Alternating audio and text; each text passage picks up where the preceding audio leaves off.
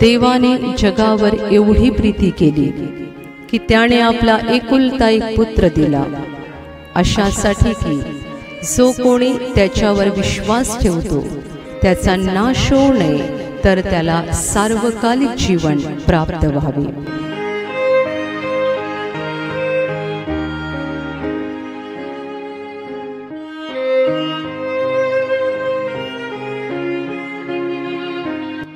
देव प्रेम आहे आणि आजही तो आपलं प्रेम प्रकट करत आहे. देवाने आपला एकुलता एक पुत्र येशू ख्रिस्त याच्याद्वारे आपलं महान प्रेम प्रकट केलं आहे. येशू ख्रिस्त यासाठी जगात आला की संपूर्ण मानवजातीच्या पापांचे शाप त्याने स्वतःवर घ्यावे. जो त्याच्यावर विश्वास ठेवतो की प्रभू येशूने माझ्या पापांचं ओझं घेतलं आहे, त्याला देव पिता पापांची क्षमा देतो, त्याच्या जीवनावर आशीर्वाद देतात आणि त्याला स्वर्गातलं अनंत जीवन प्राप्त होतं. ज्याने आपल्याला घडवलं, ज्याने आपल्याला या जगात पाठवलं, ज्याने आपल्याला जीवन दिलं आणि ज्याने आपल्याला आतापर्यंत जिवंत ठेवलं आहे, तो देव खरोखर प्रेम आहे. खऱ्या मनाने त्याच्यावर विश्वास ठेवा आणि त्याचा अनुभव घेऊन पहा की तो किती चांगला आहे.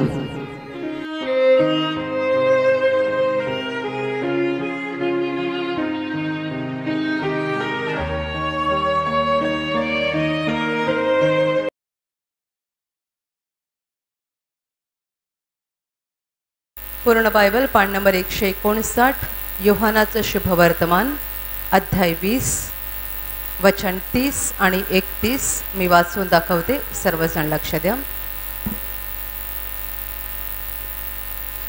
या पुस्तकात लिहिली नाहीत अशी दुसरीही पुष्कळ चिन्हे येशूने आपल्या शिष्यांदेखत केली. येशू हा देवाचा पुत्र ख्रिस्त आहे असा तुम्ही विश्वास ठेवावा आणि विश्वास ठेवून तुम्हाला त्याच्या नावाने जीवन प्राप्त व्हावे म्हणून ही लिहिली आहे. Hallelujah, hallelujah, hallelujah, hallelujah, hallelujah. वचन म्हणतं की येशूने आपल्या शिष्यांदेखत दुसरीही पुष्कळ चिन्हे केली जी या पुस्तकात लिहिली गेलेली नाहीत. या पुस्तकात न लिहिलेली सुद्धा अगणित चिन्ह येशूने त्याच्या शिष्यांच्या डोळ्यांसमोर केली, पण जी इथे लिहिलेली आहेत त्याचा हेतू दिलेला आहे. ती अशासाठी लिहिलेली आहेत की येशू हा देवाचा पुत्र ख्रिस्त आहे असा तुम्ही विश्वास ठेवावा आणि विश्वास ठेवून त्याच्या नावाने तुम्हाला जीवन प्राप्त व्हावं म्हणून ही लिहिली आहेत. Hallelujah, hallelujah, hallelujah, hallelujah. माझ्या प्रिय बंधू भगिनींनो, 2000 वर्षांपूर्वी देवाचा पुत्र प्रभू येशू ख्रिस्त माणसाचं रूप धारण करून तो या जगात जन्माला आला. एका बाळकासारखा तो जन्माला आला. ज्याप्रमाणे सामान्य माणूस बाळकाच्या अवस्थेत जन्मतो आणि लहानाचा मोठा होतो, अगदी त्याप्रमाणे येशू पण बाळकाच्या स्थितीमध्ये जन्माला आला, लहानाचा मोठा झाला. 33.5 वर्षे तो या जगामध्ये माणसाच्या अवस्थेमध्ये राहिला आणि या 33.5 वर्षाच्या काळात सुरुवातीच्या 30 वर्षात त्याने कोणतंही चिन्ह दाखवलं नाही, म्हणून लोकांनी त्याला ओळखलं नाही. पण जेव्हा येशू 30 वर्षाचा पूर्ण झाला तेव्हा तो बाप्तिस्मा करणाऱ्या योहानाकडे गेला.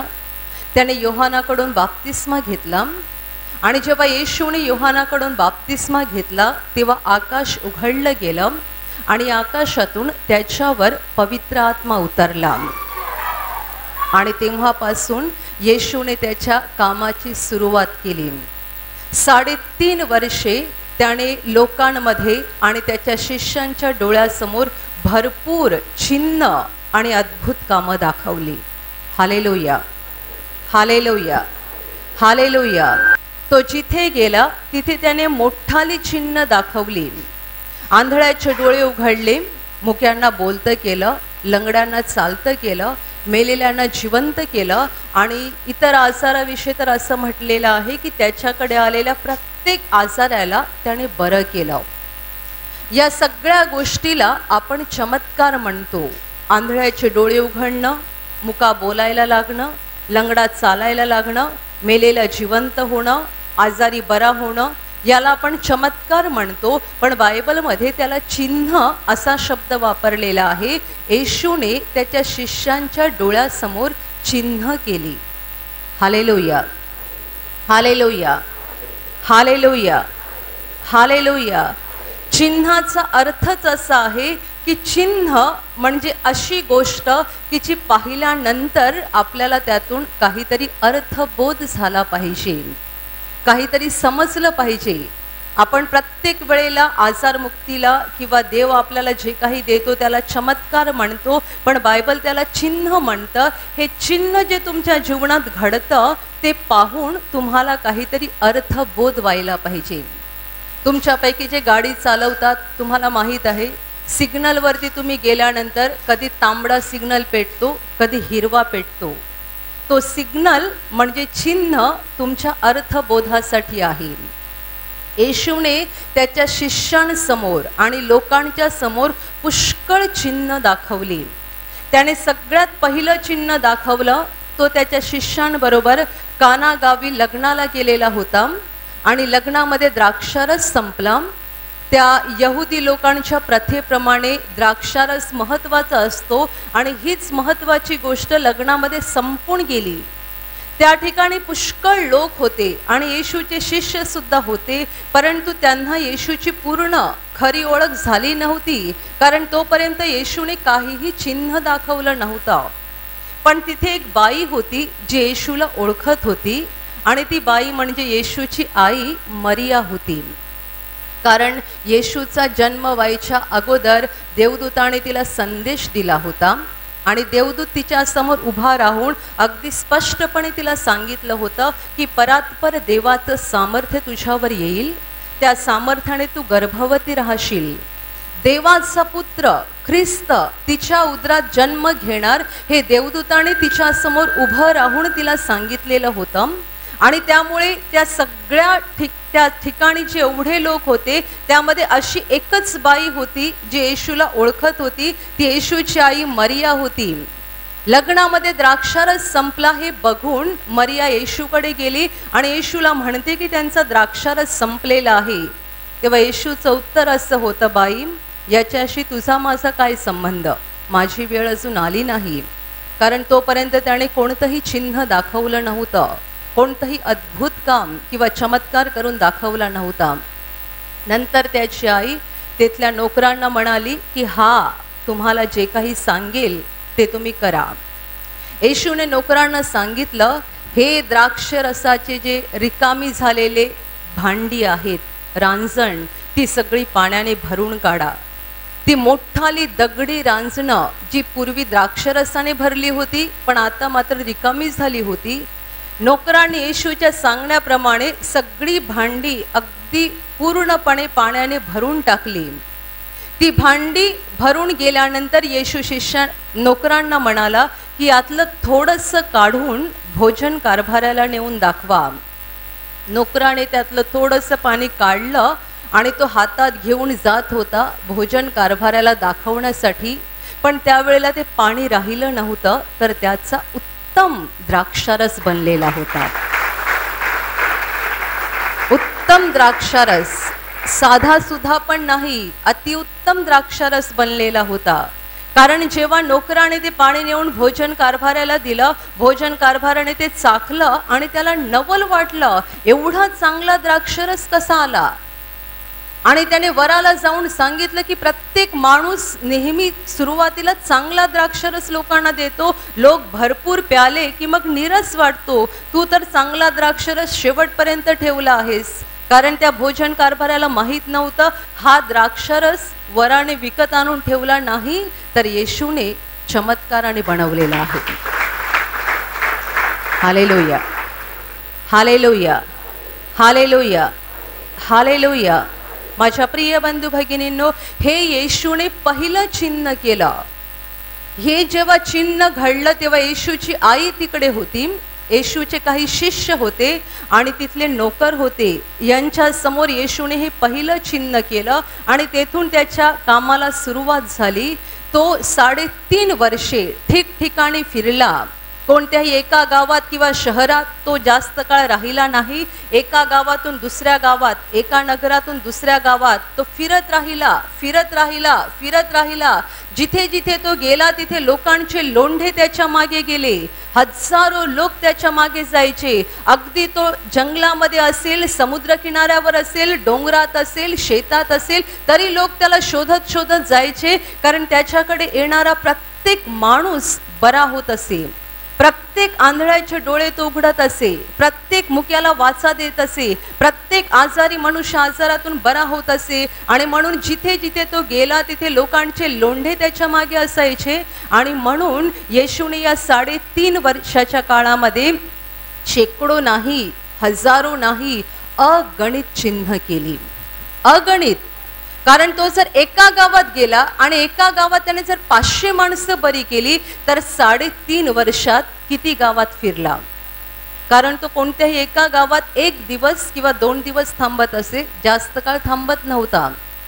3.5 वर्षे किती गावं फिरला, किती नगरामध्ये फिरला. हजारो लोक त्याच्या मागे गेले. त्याच्या मागे जाणारा प्रत्येक मनुष्य बरा झाला. मग किती चिन्ह झाली, अगणित चिन्ह. आणि येशूने सगळ्यात मोठं चिन्ह केलं. तो क्रूसावर मेला. त्याचं शरीर कबरेमध्ये ठेवलं गेलं.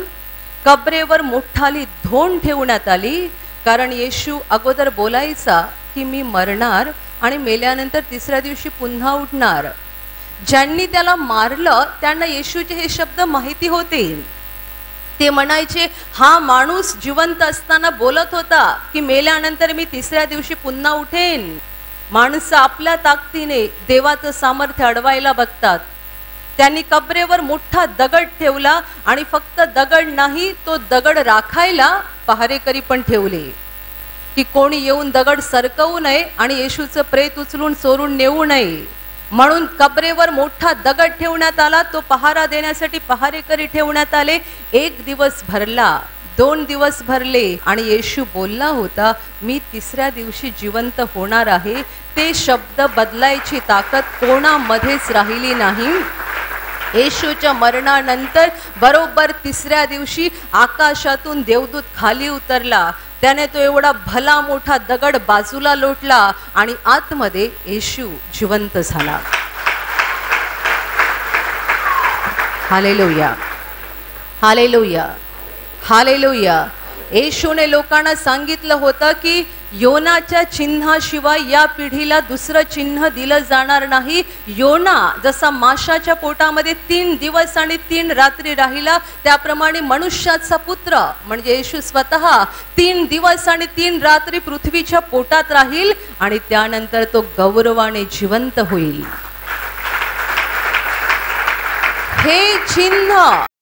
हे चिन्ह सगळ्यांसाठी अविश्वसनीय होतं. अगदी पेत्रासाठी पण, योहानासाठी पण. पेत्र आणि योहान जे येशूचे अगदी जवळचे शिष्य, त्यांच्यासाठी सुद्धा हे अविश्वसनीय होतं. 3ऱ्या दिवशी येशूवर प्रेम करणाऱ्या काही स्त्रिया हातामध्ये सुगंधी तेल घेऊन येशूच्या मृत शरीराला लावण्यासाठी गेल्या आणि जाता जाता त्या रस्त्यात बोलत होत्या आपण तर सगळ्या बायकाच आहोत. येशूच्या कबरेवर एवढी मोठी धोंड आहे, ती कोण बाजूला करणार? आपण आज जाणार कसे? ते मध्ये जायला दगड कोणीतरी बाजूला करायला पाहिजे आणि आपल्याकडे ती ताकद नाहीये. आपण तो दगड बाजूला कसा करणार? जाता जाता रस्त्यात त्या बोलत होत्या आणि बोलता बोलता कबरेकडे पोहोचल्या आणि स्थिती पाहून घाबरल्या. कोणीतरी दगड अगोदरच बाजूला केलेला आहे. त्या मध्ये शिरल्या. मध्ये जातात तर तिकडे येशूचं शरीर दिसलं नाही म्हणून ते अजूनच घाबरल्या. पण तेवढ्यात एक देवदूत त्यांना दिसला आणि तो देवदूत त्यांना बोलला तुम्ही जिवंताचा शोध मेलेल्यांमध्ये का करता? तो इथे नाहीये, तो उठलेला आहे. तुम्ही जाऊन त्याच्या शिष्यांना सांगा आणि पेत्राला पण सांगा की तुमचा प्रभू उठलेला आहे. त्या अतिशय घाबरलेल्या बायका धावत धावत निघाल्या आणि शिष्य एका घरामध्ये भीतीने बसले होते. त्या घरामध्ये त्या गेल्या आणि शिष्यांना सांगायला लागल्या, बघा बघा आपला प्रभू उठलेला आहे. आम्ही गेलो होतो त्याच्या कबरेकडे, आम्ही मध्ये जाऊन बघितलं, तिथे येशूचं शरीर नव्हतं, पण एक देवदूत तिकडे उभा होता आणि देवदूताने आम्हाला सांगितलं की तुमचा प्रभू उठलेला आहे. त्या बायका बोलत असताना येशूच्या शिष्यांना जराही पटलं नाही. मेलेला माणूस उठू शकतो? आमचा प्रभू केवढा दुबळा होता, आम्ही बघितलं त्याला. तो क्रूसावर कसा तडफडत होता, त्याच्या अंगातून कसं रक्त वाहत होतं. तो क्रूसावरून तळमळत बोलला, मला तहान लागली आहे. आणि त्याला पाणी पण कुणी दिलं नाही. तो स्वतःला वाचवू शकला नाही. आम्ही त्याला मरताना बघितलं, तडफडताना बघितलं. तो पुन्हा कसा उठेल? आणि जगाच्या इतिहासात असं झालंच नाही की मेलेला माणूस पुन्हा उठतो.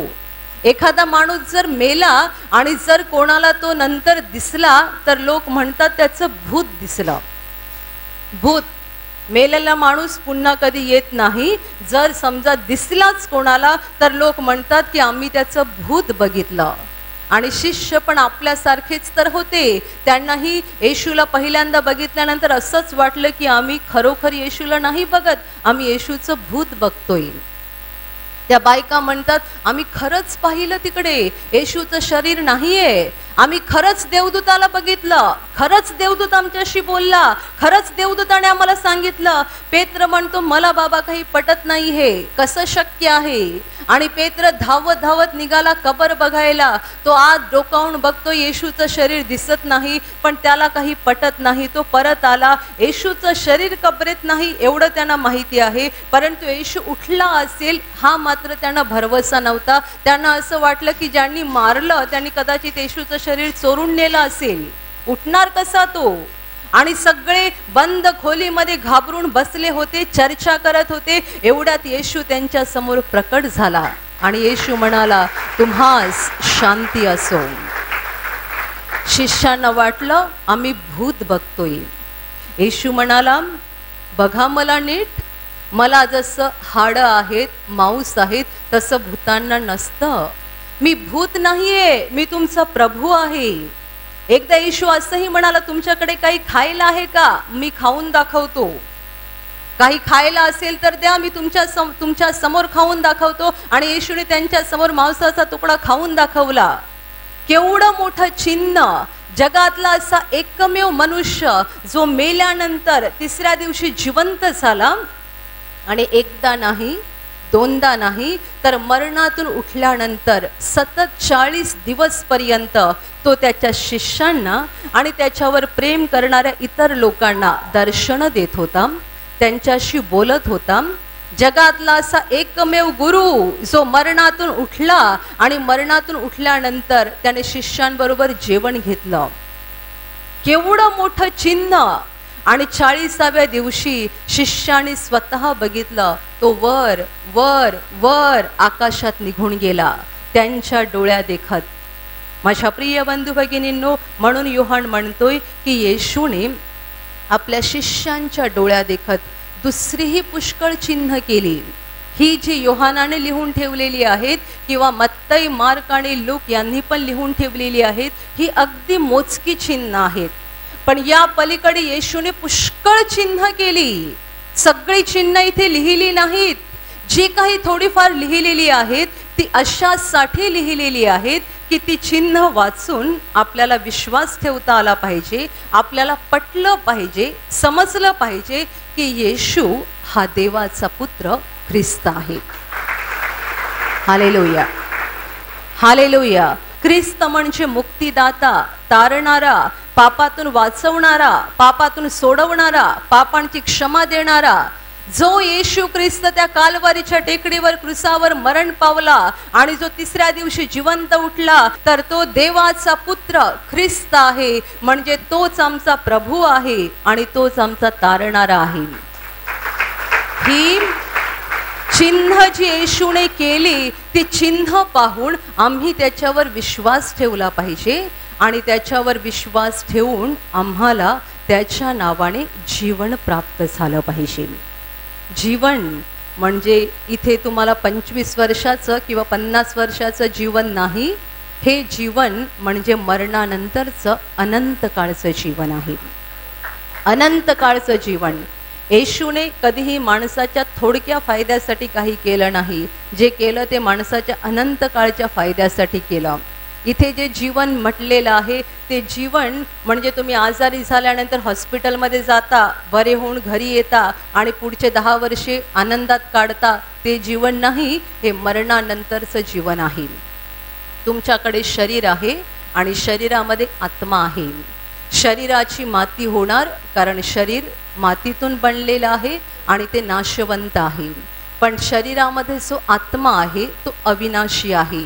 शरीर मेल्यानंतर दोघांपैकी एका शरीर मेल्यानंतर आत्मा दोघांपैकी एका जागेत पोहोचतो.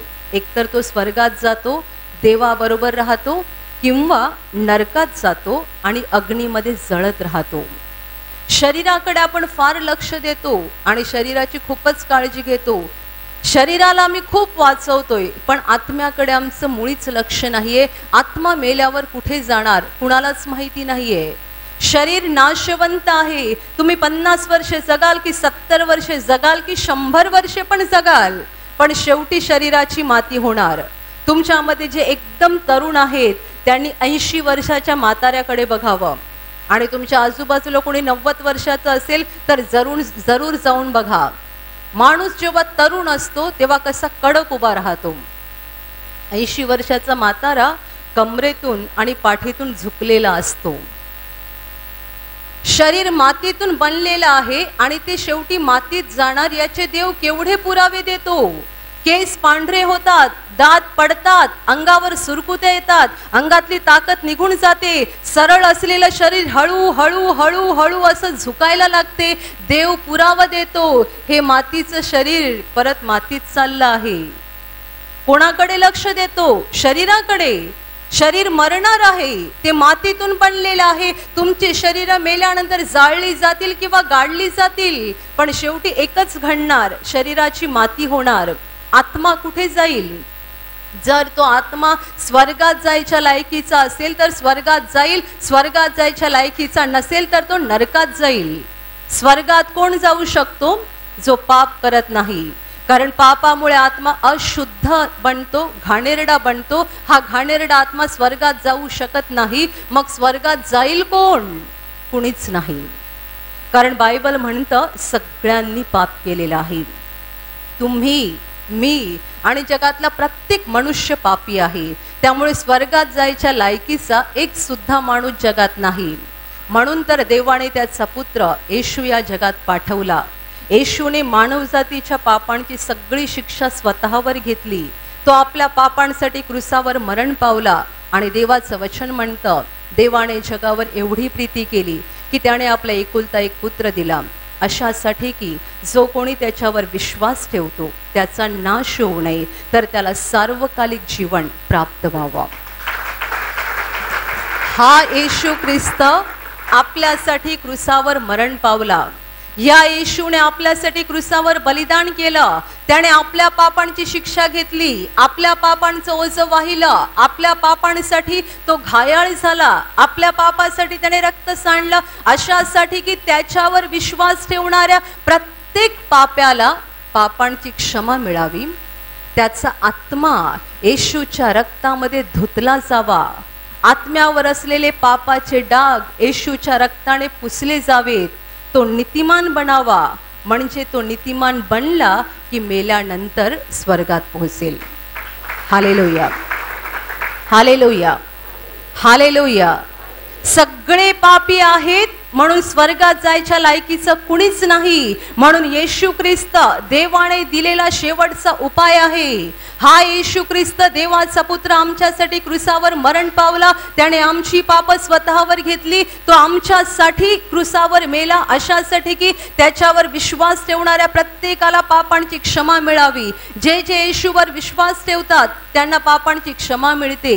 जे येशूला आपल्या हृदयामध्ये प्रभू आणि तारणारा म्हणून स्वीकारतात त्यांची पाप येशूच्या रक्तामध्ये धुतली जातात, पुसली जातात आणि अशा सगळ्यांसाठी स्वर्गाचा दरवाजा उघडला जातो. जेव्हा पृथ्वीवरचं जीवन संपेल आणि शरीर थंड पडेल, निर्जीव बनेल, तेव्हा या शरीरातला आत्मा निघेल आणि अनंत काळच्या जीवनात म्हणजे स्वर्गात प्रवेश करेल. Hallelujah, hallelujah, hallelujah. येशूने जी चिन्ह केली, जी अद्भुत कामं केली, त्याचा उद्देश हा आहे की ही चिन्ह पाहिल्यानंतर आपलं लक्ष त्याच्याकडे लागावं, आपण त्याला ओळखावं, त्याला ओळखून आपण त्याच्यावर विश्वास ठेवावा आणि त्याच्यावर विश्वास ठेवून आपल्याला स्वर्गातलं अनंत काळचं जीवन प्राप्त व्हावं. Hallelujah, hallelujah, hallelujah. तुमच्यापैकी कोणाला येशूने कॅन्सरमधून बरं केलं असेल, तुम्ही कॅन्सरमधून बरे झालात, इकडे येऊन साक्ष दिली, लोकांनी टाळ्या वाजवल्या, तुम्हाला विचारलं तुम्ही येशूवर विश्वास ठेवलाय का? हो ठेवलाय ना. म्हणजे कसा ठेवला आहे? म्हणजे मी रोज सकाळी घरातून बाहेर पडताना येशूच्या चित्रासमोर उभा राहतो आणि प्रार्थना करतो. मी येशूला सांगतो, आज मी जिकडे चाललो तिकडे माझा सांभाळ कर, माझं काम व्यवस्थित होऊ दे. दुसऱ्या दिवशी मी तीच प्रार्थना करतो, तिसऱ्या दिवशी परत तीच प्रार्थना करतो. मला काही त्रास झाला की मी लगेच येशूकडे प्रार्थना करतो, मला काही हवं असलं की मी लगेच येशूकडे मागतो. म्हणजे तुम्ही येशूवर विश्वास ठेवला आहे. तुम्हाला येशूने कॅन्सरमधून बरं केलं, तुम्ही डायबिटीसमधून बरे झालात आणि आता तुम्ही येशूकडे प्रार्थना करताय, रोज घरातून बाहेर पडताना प्रार्थना करताय, काही गरज लागली की येशूकडे प्रार्थना करताय. म्हणजे तुम्ही येशूवर विश्वास ठेवलेला आहे असा त्याचा अर्थ नाहीये. खरा विश्वास काय आहे माहीत आहे? जेव्हा तुम्ही तुमच्या जीवनात घडलेलं चिन्ह पाहता तेव्हा तुमचे डोळे त्याच्याकडे लागायला पाहिजेत. मला कोणी बरं केलं, मला कोणी बरं केलं, हा एवढा मोठा चमत्कार, हे एवढं मोठं चिन्ह कोणी घडवलं माझ्या जीवनात? कोण आहे तो? तो माझा प्रभू आहे, तो माझा तारणार आहे. आणि आत्तापर्यंत मी स्वतःच्या इच्छेप्रमाणे जगत होतो, माझ्या जीवनाचा मी मालक होतो, माझ्या जीवनाचा स्वामी मी होतो. पण आजच्या दिवसापासून माझ्या जीवनाचा मालक मी नाही, तो आहे. तो माझ्या जीवनाचा स्वामी आहे. आजपासून मी माझं जीवन त्याच्या हातामध्ये देतो आणि तो सांगेल तसं मी करणार, तो सांगेल तसा मी वागणार. मी त्याचा हात धरणार, त्याच्या बरोबर चालत राहणार, त्याच्या मागे मागे चालत राहणार. असा जर कोण बोलत आहे तर तुम्ही येशूवर खरा विश्वास ठेवलेला आहे. खरा विश्वास. लोकांना वाटतं की येशूवर विश्वास ठेवणं म्हणजे सारखं हालेलुया बोलणं आणि एकसारखं काही गरज लागली की हात जोडून त्याच्याकडे मागणं म्हणजे आम्ही येशूवर विश्वास ठेवलेला आहे. मुळीच नाही. असा विश्वास खूप लोक ठेवतात. म्हणून जगामध्ये विश्वास खूप प्रकारचा आहे. इथे जो विश्वास सांगितलेला आहे तो वेगळा विश्वास आहे. येशू हा देवाचा पुत्र ख्रिस्त आहे असा तुम्ही विश्वास ठेवावा. म्हणजे तुमच्या जीवनाची दोरी सगळी त्याच्या हातात द्यावी, तुमचं जीवन त्याच्या हातात द्यावं. पूर्वी मी स्वतःच्या मर्जीने चालत होतो, वाकड्या मार्गाने चालत होतो, पण आता मी वाकड्या मार्गाने नाही चालणार. तो माझा प्रभू आहे, म्हणून तो माझा मालक आहे. मी त्याचं ऐकणार, तो सांगेल तसं वागणार, तो सांगेल तसं करणार. मी त्याच्या मागे मागे चालत राहणार. असं जो म्हणतो त्याने येशूवर खरा विश्वास ठेवलेला आहे. आणि ज्याने येशूवर असा खरा विश्वास ठेवलेला आहे त्याचं नाव स्वर्गामध्ये लिहिलं गेलेलं आहे. Hallelujah, hallelujah, hallelujah. तुम्ही एखाद्या ऑफिसमध्ये काम करताय, सरकारी ऑफिसमध्ये, आणि तिकडे तुम्ही भरपूर लाच घेताय. तुम्हाला काहीतरी आजार आला, औषधाने बरा होत नव्हता, म्हणून तुम्ही इथे प्रार्थनेला आलात. येशूने तुम्हाला बरं केलं. तुम्ही दुसऱ्या दिवशी परत गेलात ऑफिसमध्ये, खुर्चीवर बसलात आणि लाच घेणं सुरू ठेवलं. शनिवार आला की तुम्ही इकडे प्रार्थनेला येता. रोज सकाळी उठल्यानंतर घरातून बाहेर पडताना प्रार्थना करता, गरज लागली की येशूकडे प्रार्थना करता. पण जेव्हा तुम्ही त्या खुर्चीवर जाऊन बसता ना तेव्हा लाच घेणं सुरू आहे. तुमचा विश्वास जो आहे तो बंडल विश्वास आहे. अशाने तुम्ही स्वतःला फसवता, देवाला नाही. देवाला कोणीच फसवू शकत नाही. तुमची वाईट कामं, तुमची पाप आणि तुमच्या वाकड्या मार्गाने चालणं हे तुम्ही जर येशूकडे येऊन आणि चिन्ह पाहून सुरू ठेवलेलं आहे, याचा अर्थ तुम्ही अजूनही येशूला ओळखलेलं नाहीये, तुम्ही त्याच्यावर खरा विश्वास ठेवलेला नाहीये. आणि हा जो तुमचा विश्वास आहे की गरज पडले की तुम्ही येशूकडे प्रार्थना करता आणि मागताय, हा विश्वास बंडल विश्वास आहे. याने तुम्ही स्वतःला फसवताय, देवाला फसवू शकत नाही. Hallelujah, hallelujah, hallelujah. म्हणून जे गरज पडेल तेव्हा येशूकडे प्रार्थना करतात आणि फक्त मागत राहतात, येशूला मात्र कधी ओळखत नाहीत, असे लोक पुन्हा अंधारात निघून जातात, कारण त्यांचा विश्वास हा खरा विश्वास नसतो. येशू हा देवाचा पुत्र ख्रिस्त आहे असा तुम्ही विश्वास ठेवावा आणि हा विश्वास ठेवून त्या विश्वासामुळे तुम्हाला जीवन प्राप्त व्हावं, स्वर्गातलं जीवन. तुमचा कॅन्सर बरा झाला, तुम्ही आज मरणार होता, अजून 10 वर्षे जगाल, पण एक दिवस मराल. तुम्हाला HIV होता, तुम्ही आत्ता मरणार होतात, येशूने तुम्हाला बरं केलं, आता तुम्ही अजून 25 वर्षे जगाल, पण एक दिवस मरणार ही निश्चित. तुम्हाला येशूने बरं केलं म्हणून तुम्ही कायमचे जगणार नाहीत. महाराजे आणि राजे जर मरून गेले तर तुम्ही आणि मी काय, आपण तर एक दिवस मरणार आहोत. कुणीही रोखू शकत नाही, कुणीही थांबवू शकत नाही. मरणानंतरच्या जीवनाचा विचार करा. तुम्हाला जर ते जीवन पाहिजे असेल तर तुम्ही जी काही चिन्ह बघताय, तुमच्या जीवनात जे काही चमत्कार घडतायत ते पाहून तुमचे डोळे त्या चमत्काराकडे लावू नका, येशूकडे लावा. ज्याने तुमच्या जीवनात हे केलेलं आहे त्याच्याकडे तुमचे डोळे लावा, त्याला ओळखा, तो आहे कोण आणि त्याने हे चिन्ह घडवलं का. येशू अशासाठी आपल्या जीवनामध्ये चिन्ह घडवतो की ते चिन्ह पाहून आपल्याला तो कोण आहे ते समजलं पाहिजे. Hallelujah, hallelujah, hallelujah. तुमचा डायबिटीस बरा झाला, तुम्हाला नोकरी नव्हती, नोकरी मिळाली, तुम्हाला मुलं नव्हती, मुलं झाली, तुमचं कर्ज होतं ते फिटलं, तुमची गरिबी दूर झाली, तुम्हाला आशीर्वाद मिळाले, तुमच्या घरात शांती आली, तुमचं व्यक्तिगत जीवन आशीर्वादित झालं. हे सगळी चिन्ह देवाने तुमच्या जीवनात अशासाठी घडवलेली आहेत की ही चिन्ह पाहून तुमचे डोळे त्याच्याकडे लागावेत, तुम्ही त्याला ओळखावं, तुम्ही त्याच्यावर खरा विश्वास ठेवावा. जेव्हा माणूस येशूवर खरा विश्वास ठेवतो तेव्हा त्याचं हृदय बदलून जातं. बदललेलं हृदय खऱ्या अर्थाने येशूवर विश्वास ठेवू शकतं. ज्याचं हृदय जुनं आहे तो येशूवर विश्वास ठेवू शकत नाही. तोंडाने जरी तो खूप बोलला, मी विश्वास ठेवतो, मी विश्वास ठेवते, माझा खूप विश्वास आहे, माझा खूप विश्वास आहे, तरी तो बंडल विश्वास आहे. तुम्ही वाईट मार्ग सोडलात का? तुम्ही पापी मार्ग सोडलात का? तुम्ही सगळ्यांना क्षमा केली का? तुम्ही दुष्टतेने वागणं सोडलं का? दुसऱ्यांना फसवणं बंद केलं का? खोटं बोलणं बंद केलं का? लबाडीने वागणं बंद केलं का? हे जर तुम्ही केलेलं नाहीये तर तुम्ही जो म्हणता माझा विश्वास आहे, माझा विश्वास आहे, माझा विश्वास आहे, तो नक्की कोणावर आहे? नक्की कोणावर? येशूवर तर निश्चित नाहीये, कारण येशू तुमच्या पापामुळे तुम्हाला स्वर्गात घेऊ शकणार नाही.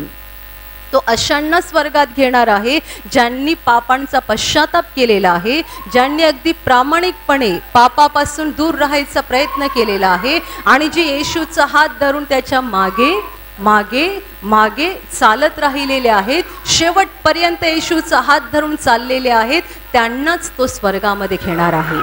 Hallelujah, hallelujah, hallelujah, hallelujah. माझ्या प्रिय बंधू भगिनींनो, चिन्ह एक हो, दोन हो, अगणित चिन्ह पाहायची गरज नाही. 4ही शुभवर्तमानामध्ये मोजकी चिन्ह लिहिलेली आहे आणि त्यातलं सगळ्यात मोठं चिन्ह हे आहे की येशू मरणानंतर जिवंत झाला. आजही तो पुरावा देतोय. त्याने हे जग सोडायच्या अगोदर शिष्यानं सांगितलं होतं, पहा, युगाच्या समाप्तीपर्यंत मी सर्व दिवस तुमच्या बरोबर आहे. तो गेला स्वर्गात, पण जाताना असं बोलून गेला की बघा, युगाच्या शेवटापर्यंत मी तुमच्या बरोबर आहे. म्हणजे आजही येशू ख्रिस्त त्याच्या शिष्यांच्या बरोबर आहे आणि त्याच्या शिष्यांच्या बरोबर काम करतोय. त्याचा येशू पुरावा देतो, क्षणाक्षणाला पुरावा देतो. माझ्या प्रिय बंधू भगिनींनो, फसवा विश्वास ठेवू नका, त्याच्यावर बंडल विश्वास ठेवू नका, खरा विश्वास ठेवा. तुम्ही येशूकडे एका बाजूने प्रार्थना करताय आणि दुसऱ्या बाजूने दुसऱ्यांना शिव्या देताय. एका बाजूने तुम्ही हालेलुया बोलताय आणि दुसऱ्या बाजूने वाईट कामं करताय, तुमचा विश्वास तुम्हाला स्वर्गात घेऊन जाणार नाही, कारण तो विश्वास नाहीये जो या वचनात सांगितलेला आहे. तुम्ही ज्याला म्हणताय की माझा येशूवर विश्वास आहे, तो विश्वास नाही जो या वचनात सांगितलेला आहे. कारण जगात विश्वास अनेक प्रकारचे आहेत, त्यातला एक विश्वास तुम्ही ठेवलेला आहे. येशूला असा विश्वास हवा आहे की येशू हा देवाचा पुत्र ख्रिस्त आहे. तो ख्रिस्त आहे म्हणजे माझा मुक्तिदाता आहे, मला पापांची क्षमा देणार आहे, मला वाचवणार आहे, माझा तारणार आहे. असा विश्वास जो म्हणतो येशू माझा प्रभू आहे, येशू माझा तारणारा आहे, तो यापुढे स्वतःच्या इच्छेप्रमाणे नाही तर त्याच्या प्रभूच्या इच्छेप्रमाणे जीवन जगायला पाहिजे. Hallelujah, hallelujah, hallelujah. खरा विश्वास ठेवा, पक्का विश्वास ठेवा. अजून चमत्कार, अजून मोठा चमत्कार घडायला पाहिजे. देवाने माझ्या जीवनात अजून हे करायला पाहिजे, देवाने अजून ते करायला पाहिजे, अशासाठी वाट बघू नका. जी चिन्ह तुमच्या जीवनात देवाने घडवलेली आहेत ती चिन्ह पाहून त्याच्याकडे पहा, त्याला ओळखा, त्याच्यावर पक्का विश्वास ठेवा आणि त्याचा हात धरून चालत राहा. कारण जगात आपण सगळे थोड्या दिवसांचे पाहुणे आहोत. हे जीवन संपेल. जर तुमचा येशूवरचा खरा विश्वास असेल तर मेल्यानंतर तुमच्यासाठी स्वर्ग उघडला जाईल आणि तुम्ही स्वर्गात पोहोचाल, युगानयुग देवाबरोबर राहाल. Hallelujah, hallelujah. होय माझ्या प्रिय बंधू भगिनींनो, प्रभू येशू आजही जिवंत आहे. बायबल म्हणतं येशू ख्रिस्त काल, आज आणि युगानयुग सारखाच आहे. होय, तो आजही तसाच आहे. 2000 वर्षापूर्वी जेव्हा तो मनुष्य रूपात या जगामध्ये होता तेव्हा तो त्याचं प्रेम आणि त्याची अद्भुत कामं जगासमोर प्रकट करत होता. आणि हे त्याचं सामर्थ्य आणि त्याचं प्रेम बदललेलं नाही आहे. प्रभू आजही तसाच आहे. आजही त्याचं प्रेम प्रकट करत आहे. आजही त्याची अद्भुत कामं तो दाखवत आहे. आपल्याला फक्त त्याच्यावर विश्वास ठेवण्याची गरज आहे, विश्वासाने त्याला हाक मारण्याची गरज आहे. तर आता मी तुमच्यासाठी प्रार्थना करणार आहे. विश्वास ठेवा की एका क्षणात प्रभू तुम्हाला स्पर्श करेल आणि तुमचं जीवन बदलून टाकेल, तुम्हाला बरं करेल, तुमच्या हृदयामध्ये शांती देईल. तुम्हाला जिथे कुठे आजार आहे तिथे पूर्ण विश्वासाने हात ठेवा आणि तिथे हात ठेवणं शक्य नसेल तर छातीवर हात ठेवा पूर्ण विश्वासाने. प्रभू येशूच्या नावाने तुमच्या शरीरातले सगळे आजार या क्षणाला निघून जावोत. प्रभू येशूच्या नावाने तुमच्या जीवनातली सगळी दुःख निघून जावोत. तुमच्या जीवनावर असलेले सगळे शाप येशूच्या नावाने निघून जावोत. सर्व अंधाराची शक्ती आणि सर्व अशुद्धात्मे जे तुम्हाला आणि तुमच्या कुटुंबाला सतावत आहेत, प्रभू येशूच्या नावाने या क्षणाला तुम्हाला या सगळ्यांपासून मुक्ती मिळो. तुमच्या हृदयातली अस्वस्थता निघून जाऊ, तुमच्या हृदयाची अशांती निघून जाऊ, तुमच्या हृदयातली निराशा निघून जाऊ आणि तुमच्यावर आणि तुमच्या कुटुंबावर प्रभू येशूचे महान आशीर्वाद येवोत. आमेन.